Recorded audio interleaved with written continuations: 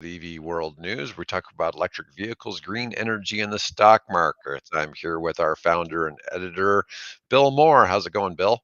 Yeah, it's a beautiful day here in Nebraska, and I'm got up on the right side of the bed today. That's good. That's good. We like that. We've got a number of interesting articles to get through today. One I wanted to cover first. I didn't really discuss it. St- Starters. Tesla Model Y has broken the record in Denmark for the most sales ever in a year, and there's still 2 more months to go. Yeah, And it's likely that the Tesla Model Y will end the year as the best-selling car on the planet. yes, And yeah, I find that really fascinating because oh, the Y absolutely. hasn't been out for very long. Tesla is not a very old car maker, and it's an electric vehicle. And it's really quite fascinating that this is, where things are going Yeah, in the space. yeah, And I love it seeing is. it. And, it's I'm just very, a I am thing. very happy. It only took me 25 years to get to this point. It's really hard to fathom sometimes. I tell people that you started EV World in 1998, 98. that because, when I look back at what were really there for electric vehicles, you basically had some golf carts and you had some buses. Well, it was a little more than that. I mean, you had to go to California to get basically a real car. Other than that, yes, it was golf carts and the odd bus here and there. So, But was there an actual all-electric vehicle? I mean, I know we had oh hybrids. yeah, yeah, yeah. California mandate. Every one of the car makers had to have a functioning four-wheel all-electric drive vehicle, and so Toyota had the Rav4. Nissan had their let's see, what was a little sort of a city car. Oh God, name skips me at the Is moment. it like the cheaper than the Leaf? Oh, it wasn't even no close. It wouldn't even look if it was strictly God, I can't think of the name right now. But anyway, so they had that, but then they also later came up with I guess what we would call an SUV version. Hmm. It's called the Ultima or something like that. Ultra. Okay. But then again, the big one obviously was General Motors and the EV1 and Honda and the EV Plus. Chrysler had an electric minivan. Ford had the Ford Ranger EV. So every All one of this the back in the major car 90s. makers had something in the works that you could lease. You couldn't buy them initially, but you could lease them. Well, I learned something today. I didn't know all that. That's certain, but I just find this Wisdom really with age. right, right. I just find it really fascinating that um, you know, this is going on. And it's also interesting too that in a country like Denmark, it's a northern climate. So a lot of people say, well, the EVs aren't going to work where it's cold and there's snow. Yeah. And yet we see that the 5 Nordic countries are the biggest adopters of EVs in the world so far. You know And who it's was the leader originally back in the day? It was who's that? actually Norway. They were producing electric cars, and they were doing it at a rate that interested Ford Motor Company. So Ford Motor Company came along, and besides, remember I mentioned the Ford Ranger, they Hmm. also started an all-electric vision division called Think, and that they had that very first car that they rolled out was a Norwegian built again 2-seat city car called the Think, and the Think City. They came up later with some other types of a sort of a vehicle that would be ideal for doing automated shuttle service and things like that based on that platform. But they were the leaders. And I've been thinking, why? What's happened with that? And of course, what they've done is they've now beginning to focus, interestingly, on aviation and flight, whereas the electric car side of things have been largely taken over by Volvo and Polestar, which are Swedish companies. Right. Right. That's nice. That's nice. So let's go on and let's talk a little bit about what Mazda's doing. Now, Mazda Yeah. hasn't taken the same approach to EVs. Like with most companies, when they make an EV, the first noticeable thing when you test drive is how quick it is. Okay. Right. Mazda's taken the other approach, and they've tried to see how slow they can make an EV. And yeah, it was Wow. yeah, one of the few negative car reviews I've ever seen, Forest Auto Reviews do That, was yeah, on the MX-30, and he was talking about, "This has gotta be the slowest EV ever yeah, made." yeah, that was really an engineering and marketing disaster that I don't even think they sell them here in the States anymore. That was just it just No, did it not is, go it anywhere. is. It's on my 10 cheapest EV list for 2024. Yeah. So we haven't released that video yet, but we're gonna release it in the next few days.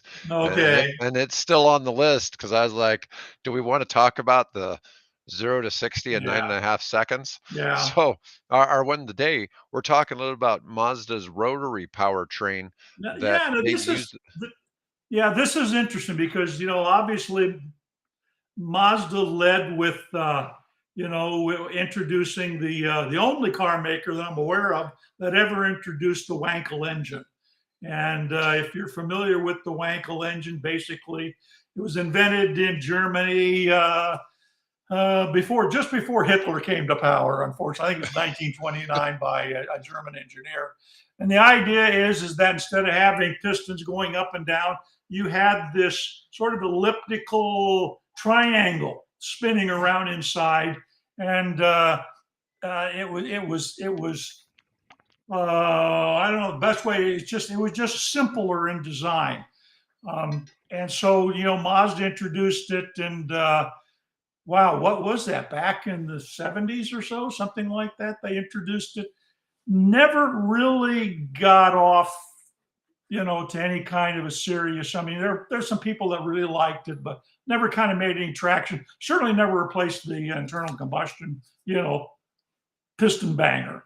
But Yeah, now it appears that they're bringing it back in the form of the best I can describe it is as an electric car generator.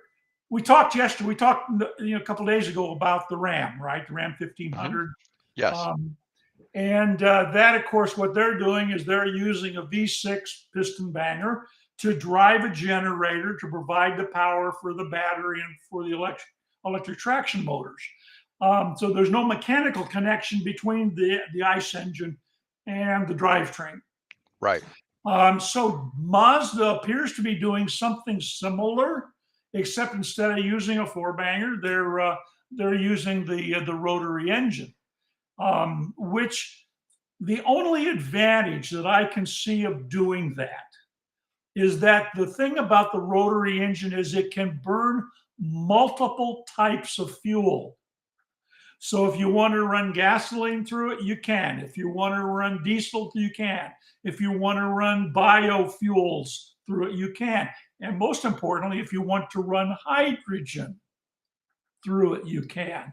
And I think, and so I think what they're hoping, I mean, in their press release, what there was of it, basically says, that you can feel comfortable driving on a zero carbon or net zero carbon fuel in your electric car, which apparently they're thinking of putting this in the next generation Miata.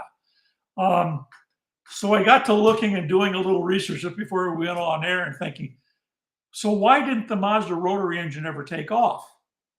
Well, because the main reason because it was a polluting engine because you had a low efficiency compared to more advanced diesels and things like that. So you had a lower efficiency and you had a greater problem with pollution coming out of it. So I'm guessing they're thinking that we'll make this a generator for the electric drive system on the car. And then we'll encourage people, hey, you can put whatever kind of fuel you want in this thing, particularly encouraging the hydrogen side of it. Put hydrogen in it, and you've got now a car where instead of having to rely on a power plant, 50 miles away burning coal or whatever, you can be using green generated hydrogen to, generate your electricity. And that's a much cleaner approach. I am not an engineer or scientist, so I can't weigh in on the merits of that argument, but it's certainly worth making. So Yeah, much luck to them. Let's see what the market says. I know in fighter aircraft from World War II, the most successful fighter aircraft used rotary engines. But a lot of it was because they weren't. So the two most successful fighter aircraft of World War II would be the P-47 Thunderbolt and the Focke-Wulf 190, and they both Well, had those were rotary internal engines. combustion engines. They Yeah, were. those. I get that, but Well, for some there's reason a they were Yeah, able there's to a take a lot of difference between, damage. yeah, we're not talking about rotary in the sense of a P-47 Pratt and Whitney or a Hmm. Mercedes, engine in a Focke-Wulf 190. What we're talking about is an engine where you've got this lobe system where this thing spins, unlike the fighter engines, which had pistons radiating out of that central shaft. Um, so it's a different technology that we're talking about here. Okay. Those rotary engines actually got their start in essentially World War One, where when you started the engine, Mhm. you actually spun the whole thing, not just the prop, but the Right. engine also spun in those. But they were still piston engines. They were still pumping back and forth. They just did it in a circle. Whereas the Mazda Wankel engine is a completely different concept. Nice. Nice. It's interesting too. And I've told you a little bit about this Exceeder fleet, Derrick Automotive bringing this Proteus generator to market next year. Uh-huh. And it's similar type technology in that they're using a miniaturized fuel-based generator that's powering a couple of electric batteries. But what it achieves is it achieves greater efficiency from the fuel that's added, whether it be because they're designing it that it can run on propane, kerosene, diesel, Yeah. gas. But when it's combined with a diesel engine, for instance, it gives double the horsepower. Hmm. And so it produces tremendous capacity for torque and horsepower and things like that. And massive. They're thinking they can make a hybrid vehicle or a hybrid car that could get almost 200 miles per gallon Hmm. based on the efficiency of what it takes with fuels. But this is essentially, all these technologies are all kind of doing that same thing. Yeah. It's very similar. What's interesting is, so they're looking at putting this rotary engine on the MX-5 on the Miata, and they're talking about it generating like 170 horsepower and doing 0 to 60 in 9 seconds. Now Yeah. the Miata is a sporty looking car, but it's not going to be something that's going to be overly quick. Well, That's yeah, I think they would probably do well to. They are allied with Ford, or weren't they? Are they still I don't know. aligned with Ford? But I think they would do well to look for some partnerships a little wider afield to get them some. Yeah. Well, they're talking Uh, about the Miata having a top speed of 87. I mean, you might do more than that on I-80 around here. You get out to western Nebraska and you Hey, get it's a next yeah, state. it's a it's an attempt to come up with Yeah. something different, something obviously better than the what was the X330 or whatever it was. Yep. And I had one other thing before we get into our main topics, real quick, is that for a first in 2024, U.S. solar will generate 15% more electricity than hydropower. And Yeah, this yeah, includes both solar farms and rooftop solar is exceeding what people get from dams and stuff. Because originally, when people really started doing much with electricity, hydropower was basically the first source. You see all these pictures of like old logging mills. You go to a yeah, town near a river and you look, and the pictures of the old waterfront all show all the things twirling to make power. And, Well, water powered grain and sawmills. I mean, I'm here in Papillion. You know Papillion Creek. mhm, If you know where the park is on Lincoln Drive, just next to that, right there at the creek, there was a grist mill, and mhm. that grist mill was driven by the water flowing through Papillion Creek. So they That were wasn't this. much. Pardon? That wasn't much.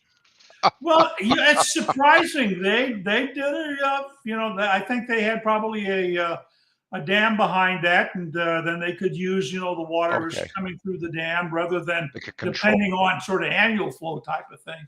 But I've gone down there and I actually built a 3D model in virtual reality 3D model of the grist mill, and so I'm fairly familiar. So that's where they got their power from. Here in the Papillion area to run the grist mill, not to generate electricity. That would eventually, come from the Omaha power system. Great. But yeah, so now what's interesting is you're finding a trend where, for example, out in Washington State in particular, they are knocking down some of those dams and trying to restore the waterways out there and the flow of salmon spawning and things of that nature. So some of those big dams, well, not big in the sense of Hoover or anything, but some of those smaller dams generating, local indigenous power are being knocked down and the watershed being restored. Yeah, I've got something. This article's kind of funny, and this is our main one for today from Study Finds. EV drivers aren't helping the environment because they don't drive enough. And this is Yeah. kind of funny. It's like that's one of the things is trying to reduce the environmental impact of cars. But fossil fuels are out, electricity's in, but the people who actually buy electric vehicles don't really drive that much. And Here, you know, the I'm there. I'm in there. the assumptions are that EV owners would drive the same as people who own gas vehicles, and that would increase the savings. But in reality, what is it? They drive 5,000 miles less Yeah, per roughly year. 5,000 miles less. Yeah. Yeah, so let me see. Um, Battery EVs travel about 4,500 miles fewer per year. That's a Yeah. difference of EVs drive 7,100 miles per year, and gas-powered cars about 11,600 miles per year. And that's interesting, to see, but that's more of a well, there's two things here. So one, if I were, say, a traveling medical rep or something like that, of course, that'd be a commercially owned car. But if I were driving hundreds of miles every day going around the Midwest to visit hospitals and things like that, I would probably not drive an electric car at the moment just because of range. It'd be possible to do, but it would be a little bit more of a challenge. So those people who are driving those longer distances are typically driving, they're driving gas powered cars, whereas EVs are still pictured as being a commuter vehicle, people just driving them back and forth to work. Yeah. And it could be that a lot of families that own, say, an EV and one gas vehicle are putting more miles on the gas vehicle, when they're using it for the longer trips, and the other one they're Yeah. driving mainly Well, on the shorter yeah, trips. I mean, I can speak from experience on this thing. Of course, as we were talking before we went live, a fair number of those people that are buying, electric cars quote retirees, like me. And I work from home. My commute was about 12 miles over and back to a data company. And I don't have to make that commute anymore, right? I got Right. to 65, and of course, they retired me earlier than that, but we won't touch on that topic. But anyway, so I work from home. I'm retired. My wife retired a couple of years ago from her job at a local Omaha corporation. So she doesn't commute anymore. So, we boomers are in a position where we don't have to daily commute. And I mean, it'd be interesting to find out what the age ranges, or are we all boomers that are buying these cars, or is there, slanted more towards boomers as opposed to, millennials or Gen X or Gen Z or whatever. So there's that. Then there's just the whole, who wants to go into the office anymore? Right. They're Right. just, And that may be part of it too. People yeah, working from home are the ones that have bought EVs. And I know most people I know that are, at least around here, that drive electric vehicles, they're almost all in IT. They don't necessarily have to go yeah, into the office, so that they're yeah, probably not really driving that much because they're not commuting anymore. right. And so there definitely is, And some of then that you've is got, part of it. if you go shopping, you see that about, I don't know, I should, about maybe 25% of the people in the store doing going to grocery, Target or wherever, are pickers, right? Because That's true. what they're doing is they're going around, and somebody has, gone onto their laptop or onto their phone and ordered groceries. And so the store now has people running around and, picking items for them that are either they deliver, many of those will just be, in fact, my wife said last week, why didn't we sign up for that? Because she doesn't like shopping, going grocery shopping, particularly on her own. So you find that we're beginning. It'd be interesting to see what the shift has been to people who are ordering, right, Right. things. And then you've got, I would suspect we've got FedEx and Amazon trucks go through here several times a day down my street, where people are Mhm. ordering stuff, goods online, so they don't have to go off and search for things. They just simply go online and order it. So I think we got a convergence of a lot of different factors that are, driving that trend to, if you own an electric car, why do you need to, drive it as much? I don't. I think I drive my car maybe 3 or 4 times a week, if that. So and we recently took this summer, we took a trip over to Des Moines to see friends. We took the Prius, but that's the only trip that of any distance that the car has done.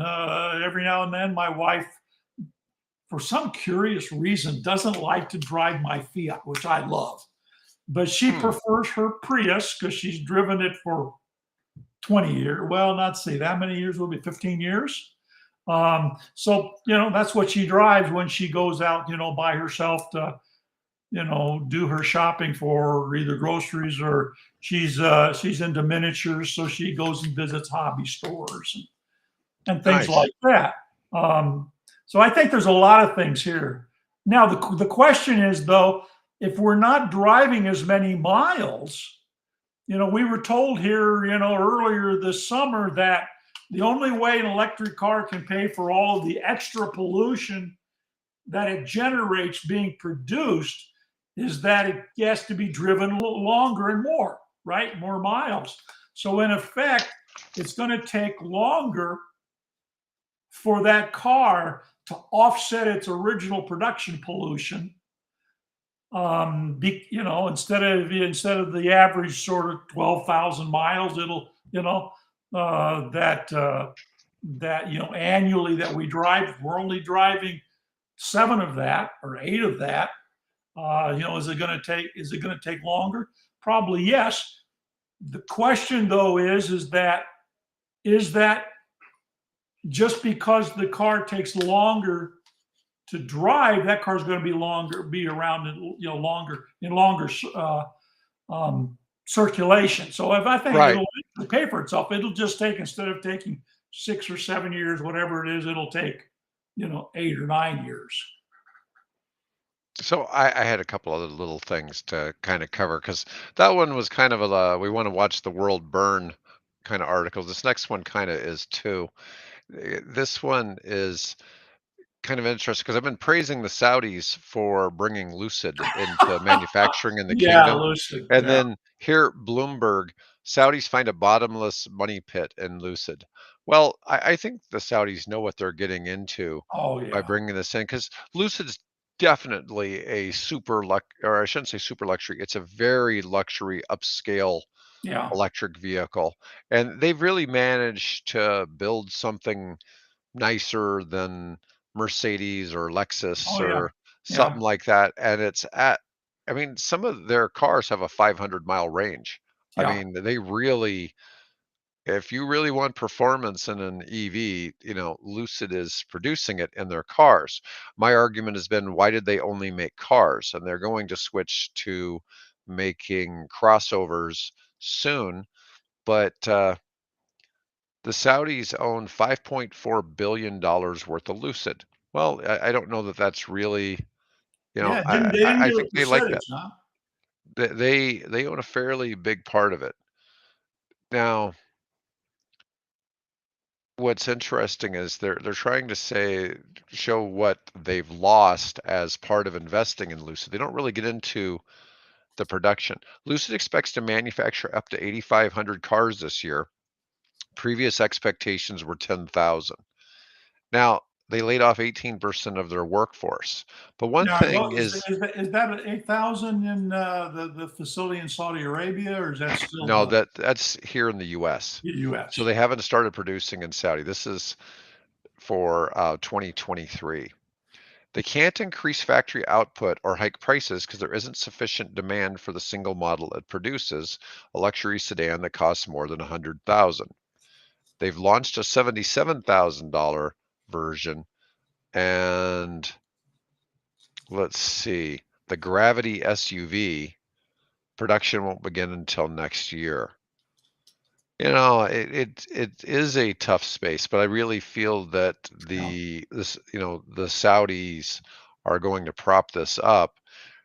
They have a commitment to buy up to 100,000 Lucids for over the next 10 years. So that's 10,000 a year. So that's more than taking its domestic auto production here in the US Yeah. and producing it there. So I think that's a great future for them.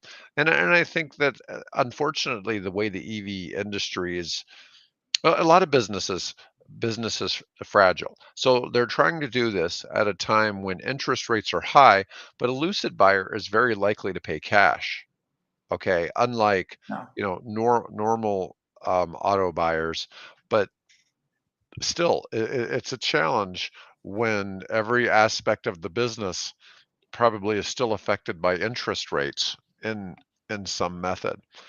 So, Yeah. I think, there, if they, if and when they get production in, scaled up and, having cars rolling out the door there in Saudi Arabia, then I don't see just the Middle East as their market.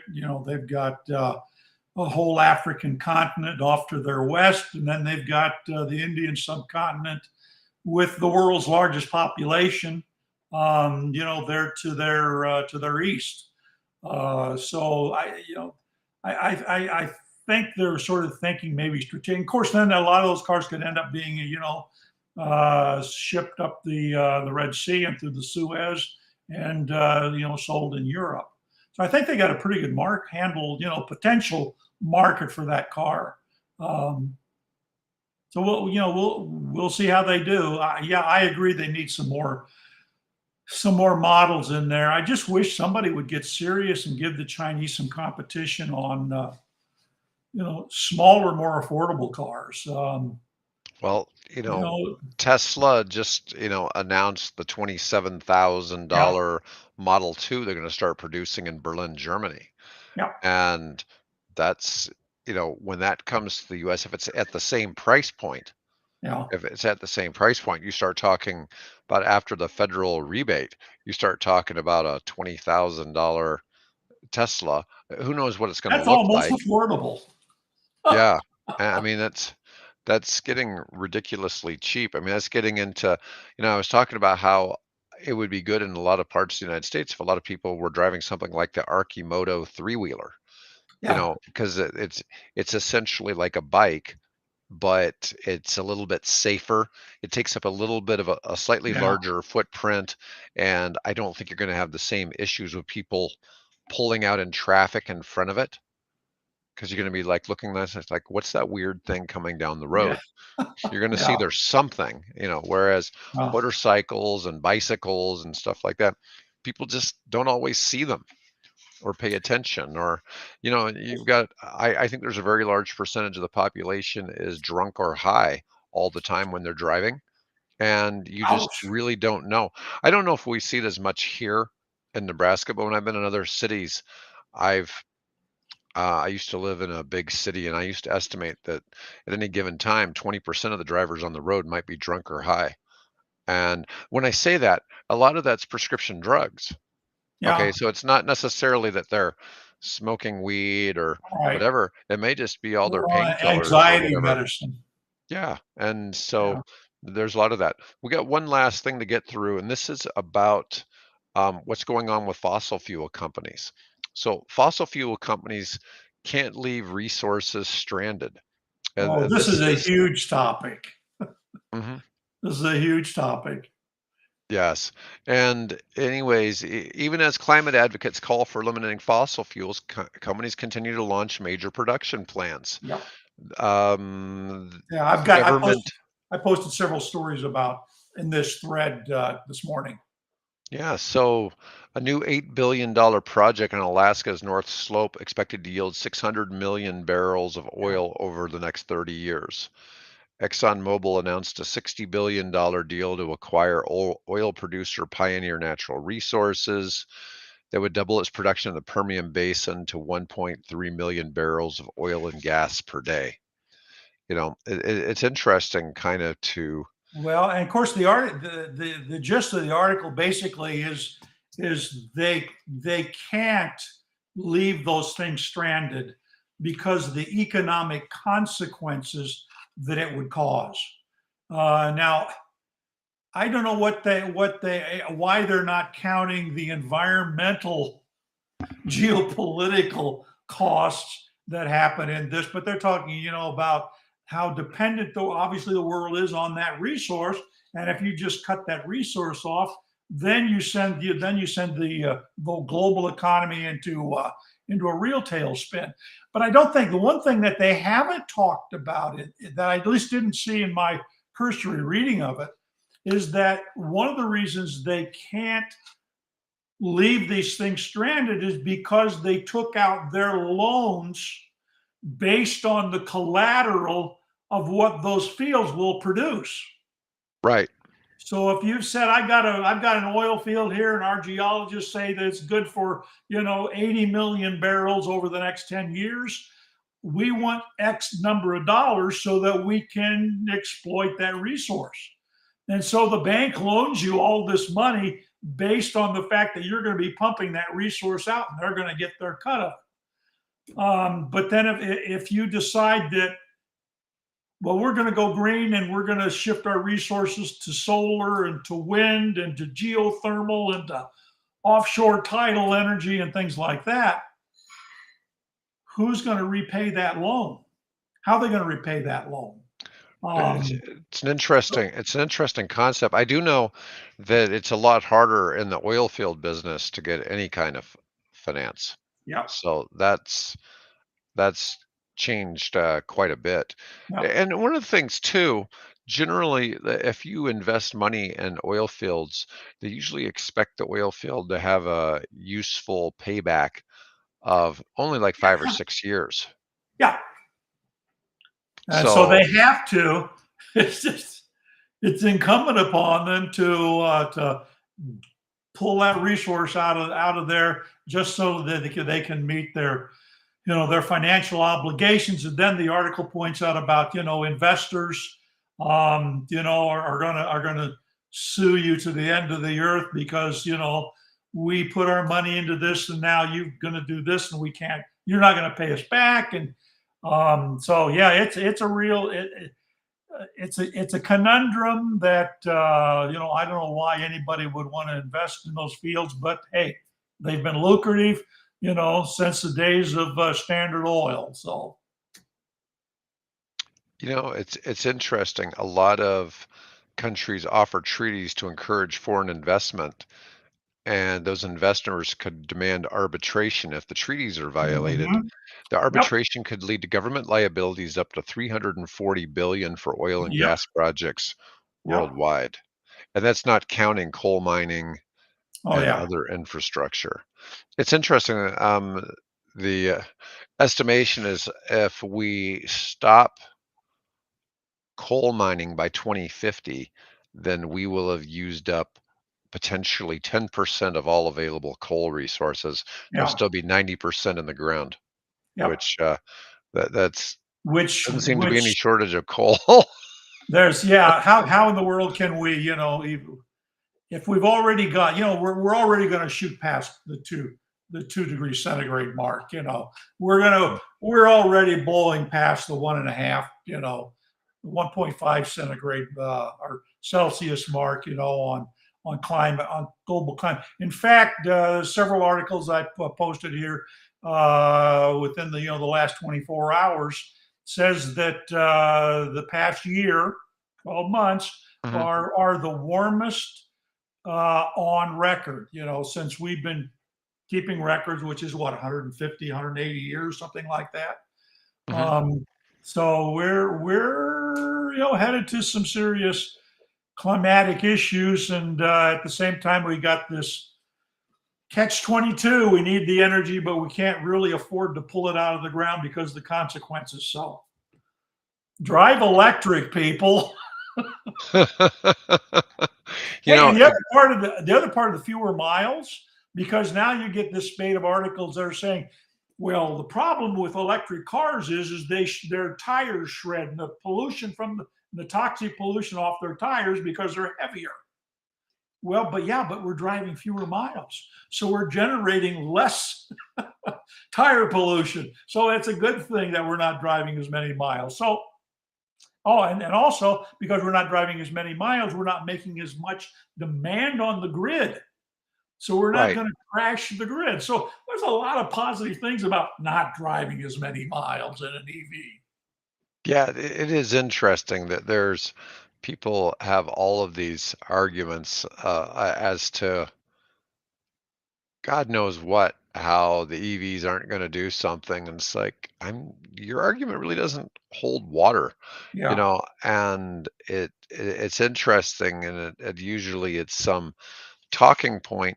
But you and I have the benefit of we see a lot of news. We see what a lot of the yeah. innovations people have come up with to solve a lot of the relevant issues and where these are coming from. And people only want to report on, what is the most sensational. Be honest, we all have an agenda. It's You true. know, my There's agenda's been for 25 years has been to, evangelize electric vehicle technology because I think it's just a better solution. Mhm. Um, but then I've also been really pushing hard. In fact, my first EVs were electric bikes, and it's still my favorite EV is an electric bike. But you everybody's got an agenda, particularly if your income is coming from a one of the more powerful industries in the world. You're Yeah. going to do everything you can to defend it. No, I get it. I get it.